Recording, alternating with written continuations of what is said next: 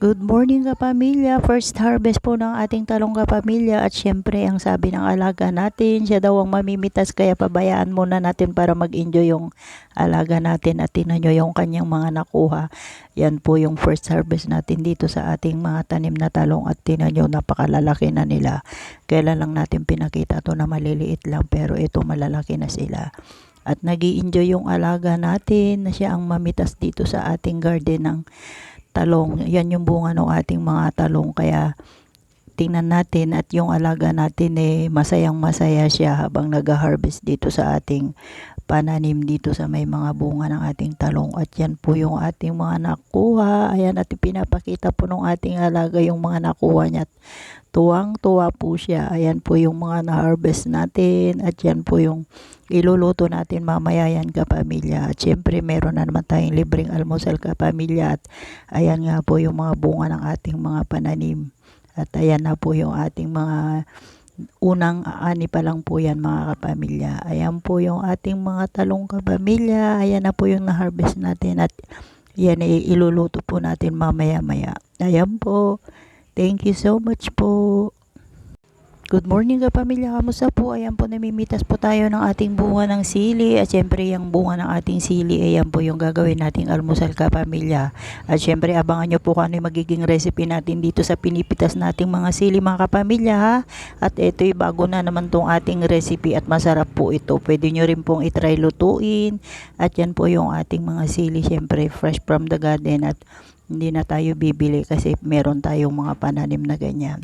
Abangan po yung ating lulutuin para maitry nyo rin po kasi masarap po pagka ganyan ang ginawa nyo. Itong sili na to pipitas lang tayo dahil ito'y marami tayo dito sa ating garden kaya yan ang lulutuin nating almusal ngayong kapamilya. Maganda po pag may mga pananim tayo katulad yan, uuwi na tayo. Dadaan lang tayo dito sa ating mga taniman at syempre may maiuwi na tayong mga ulam kaya yan ang kagandahan pagka nagtatanim po tayo mga kapamilya.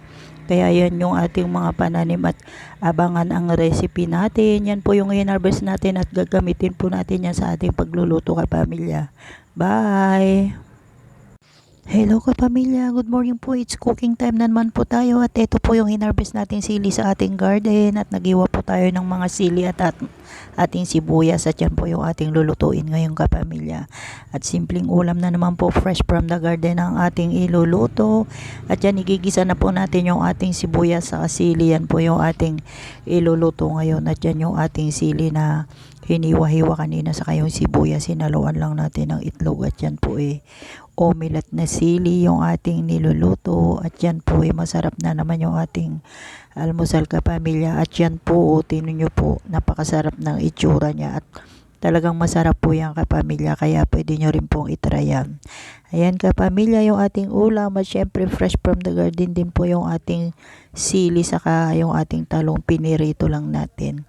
Kaya ayan po yung ating ulam ngayong kapamilya. Nakalibre na naman po tayo. Thank you so much po. Bye! Good morning kapamilya. Ayan po magta-transfer na po tayo ng ating mga sili. At itong mga sili na to bell pepper po ito mga kapamilya. At ito ita-transfer na po natin.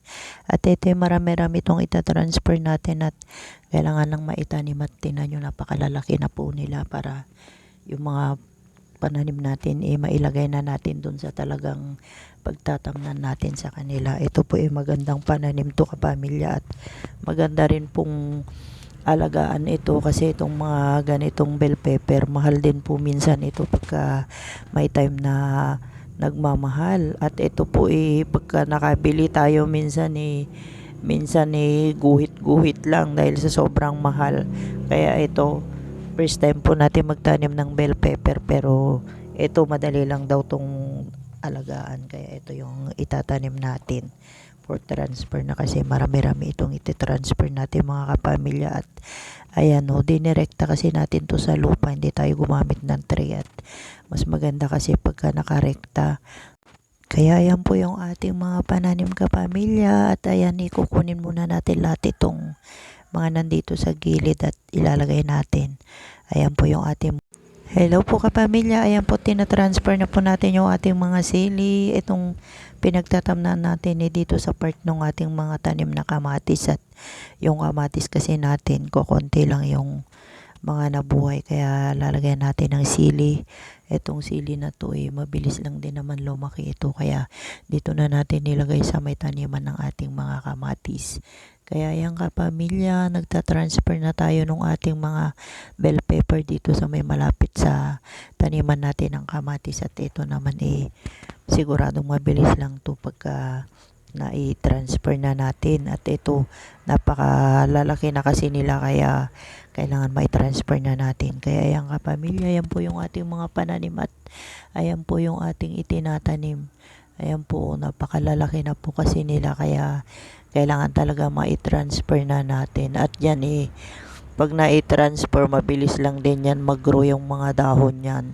Kaya ayan kapamilya, yan po yung ating tinatanim. Pagka nagtatransfer kasi tayo o nagpupunla, medyo matured na yung itinatanim natin para mas mabilis silang mag-recover pagka ganyang matured na yung mga itinatanim natin. Hindi na sila ganong mahirapan mag-recover. Kaya ayan po yung ating mga pananim kapamilya. Thank you so much po. Ayan na po, at malapit nang matapos yung ating tinatransfer.